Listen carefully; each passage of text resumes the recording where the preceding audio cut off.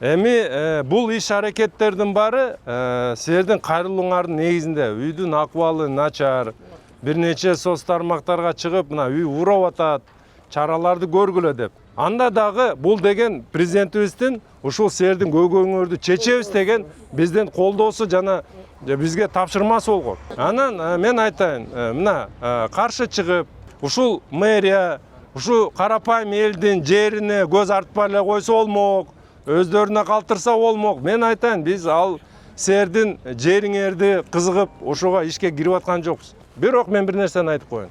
Бул кооптуу жай. Мындай шартта биз ушул 300 үй бүлөнү ушундай шартта жашай бергиле деп калтырбайбыз да. Ар бир жаран менен жашоочу менен сүйлөшүп, элер менен сүйлөшүп, ар бирөөнүн арыз, мен айтпадым, ар бирөөңөр менен келишим болот. Келишимдерди түзөлүк.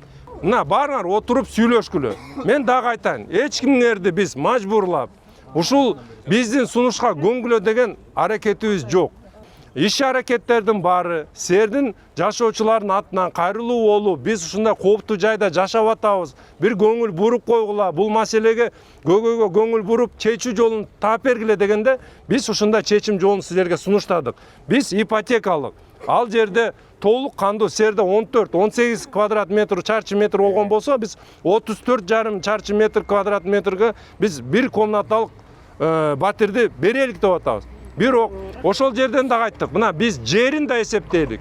Силердин жанакындай общего пользования деген жерлериңерди, комнаталарды эсептейлик.